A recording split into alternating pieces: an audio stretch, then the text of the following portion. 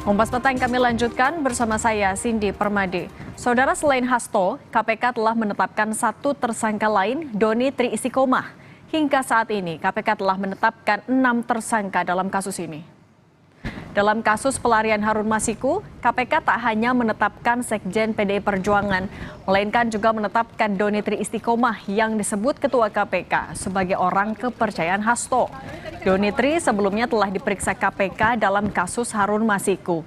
Pemeriksaan Doni sebagai saksi pernah dilakukan KPK pada 12 Februari 2020.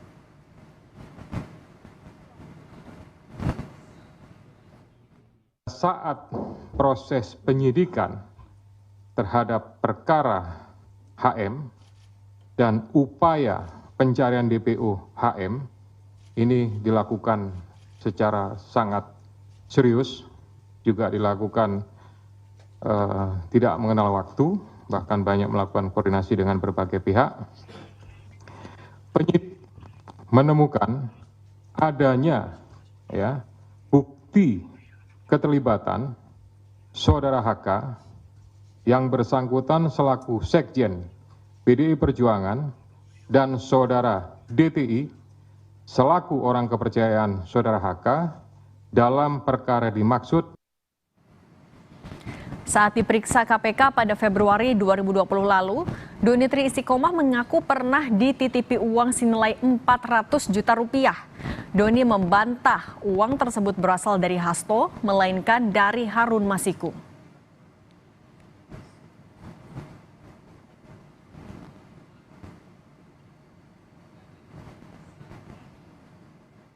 Kan saya sudah ngasih keterangan, boleh tanya ke penyidik bahwa intinya memang saya pernah dapat titipan uang 400 juta dari Mas Kusnadi. Mas Kusnadi kan sudah terkonfirmasi dari Pak Harun duitnya.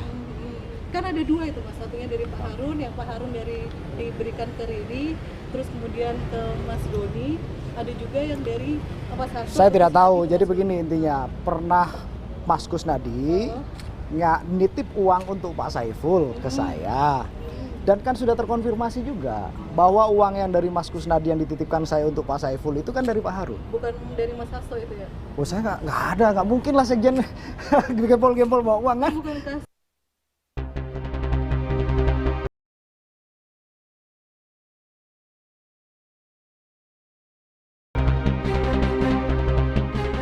Dua hari berselang setelah ditetapkan tersangka oleh KPK, Sekjen PDI Perjuangan Hasto Kristianto muncul melalui rekaman pernyataan. Hasto menyatakan PDI Perjuangan menghormati proses hukum di KPK.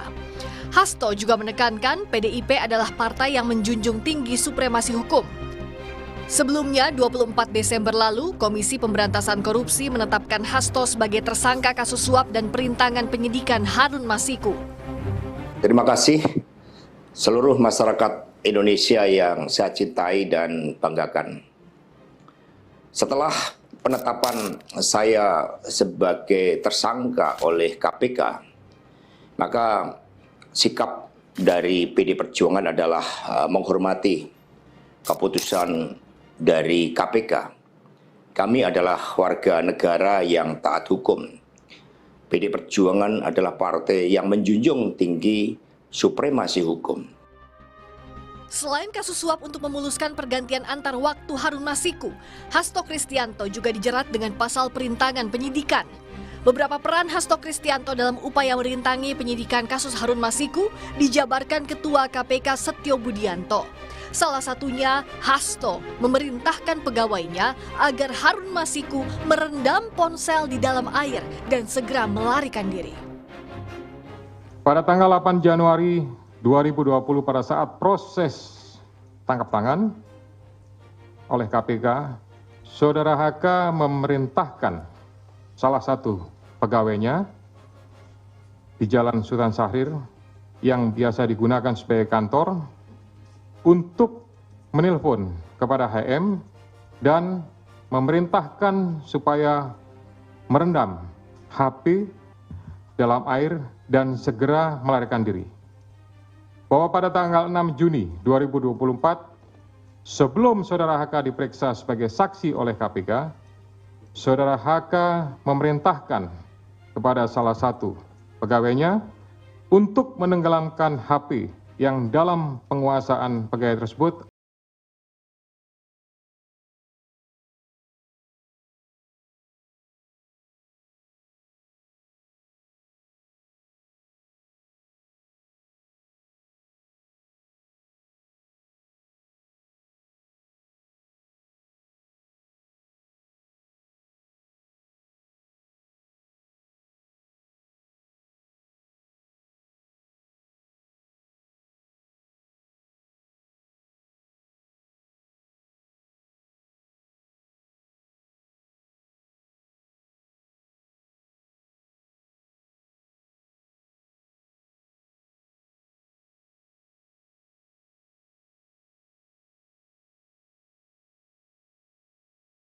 Kristianto sebagai tersangka, bagaimana KPK memastikan Harun Masiku yang buron sejak 2020 bisa segera ditangkap?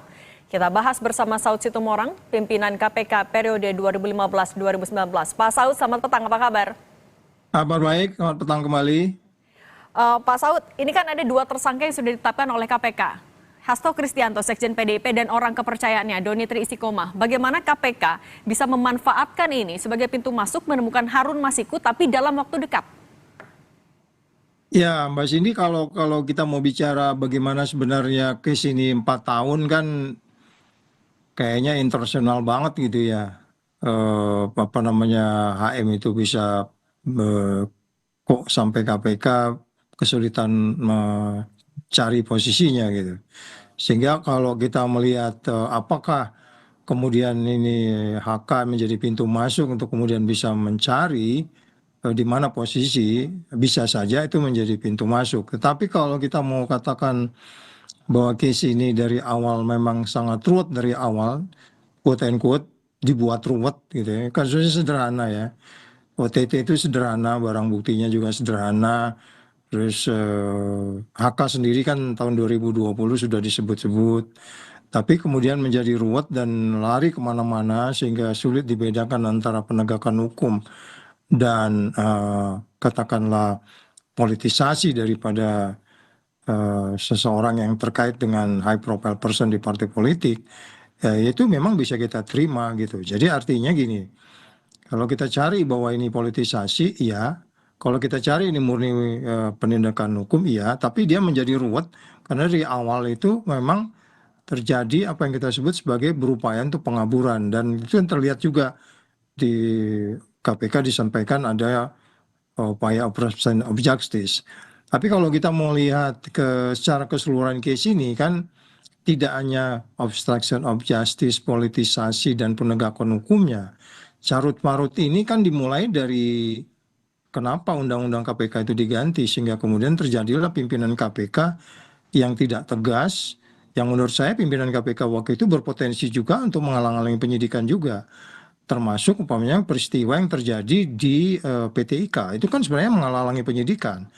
Penyidik yang nggak bisa masuk ditahan sampai sore, kemudian penggeledahan nggak jadi, dan kalau dikatakan begitu, katanya begitu kan ada katanya ya, ada kaitan dengan Dewas yang tidak memberi wewenang untuk penggeledahan. Itu juga sebenarnya menghalangi penyidikan juga.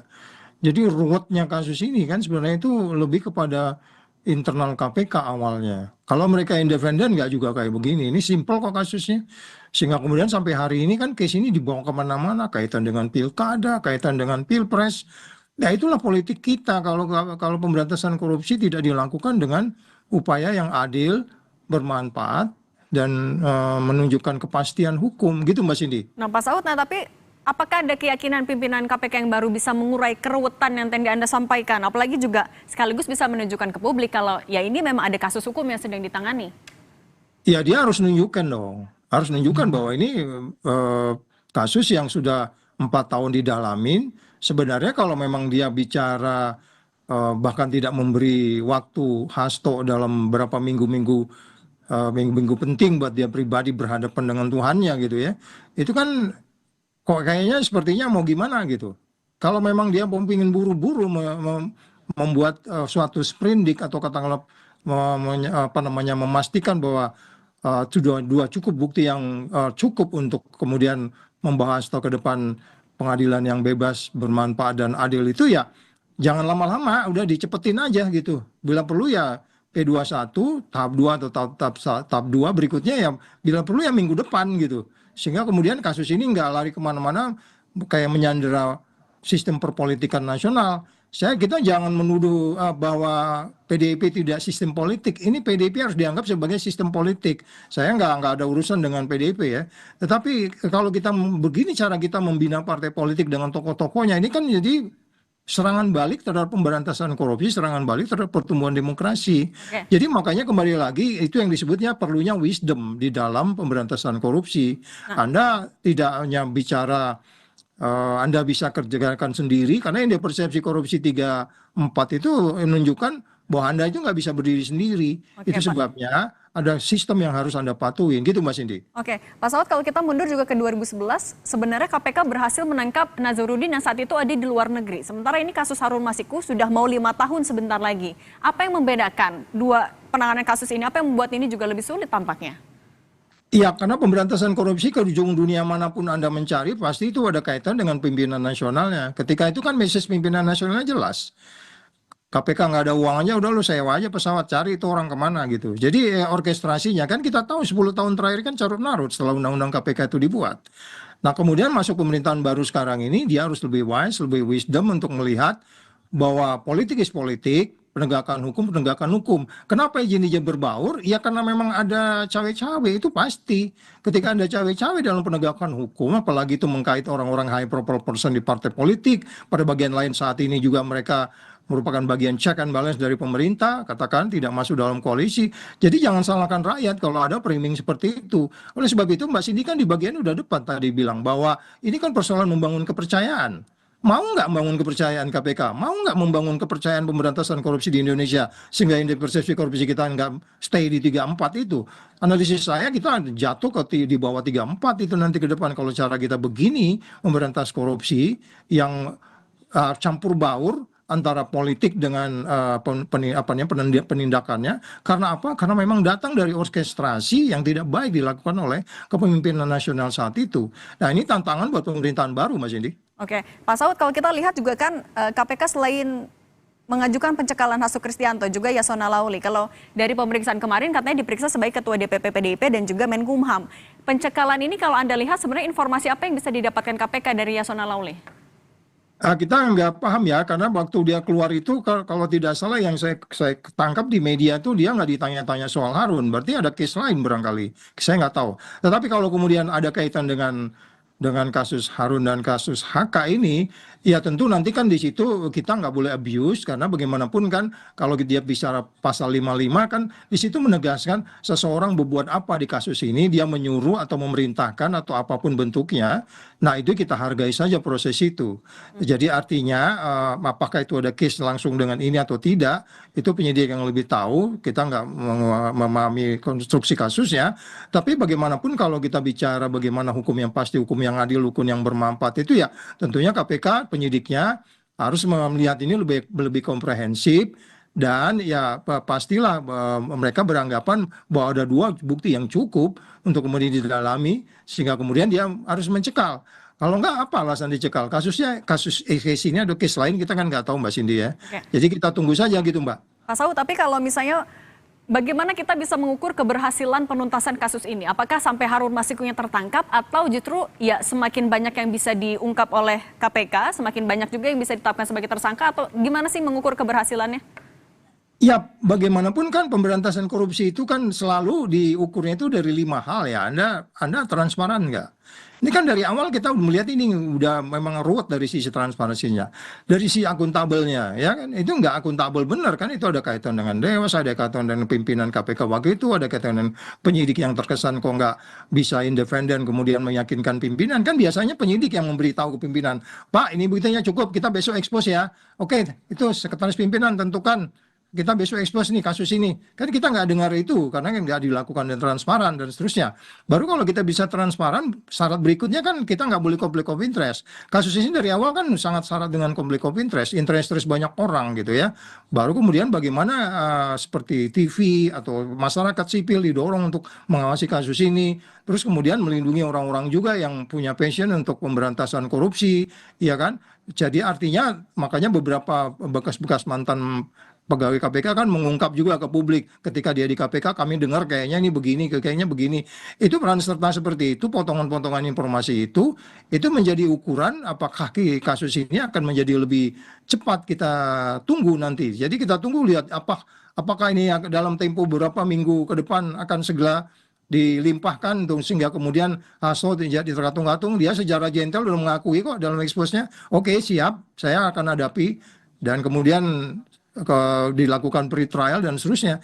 Jadi sekali lagi KPK harus mengimbangi, siapapun kita harus mengimbangi perilaku gentle yang ya oke, peristiwa pidana yang sudah terjadi, mungkin ada penolakan, ada denial, ada umpamanya membantah, itu nggak perlu kok bantah-membantah, KPK cukup dengan kekuatan bukti. Tapi secara keseluruhan kan kita harus membawa proses ini. Kalau saya bilang tadi itu, Cindy, kalau kamu cari 10 alasan ini politisasi pasti ketemu.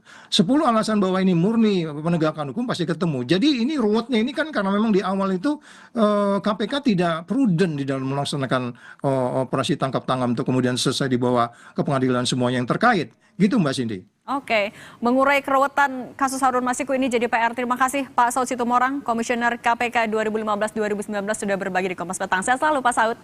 Sama-sama.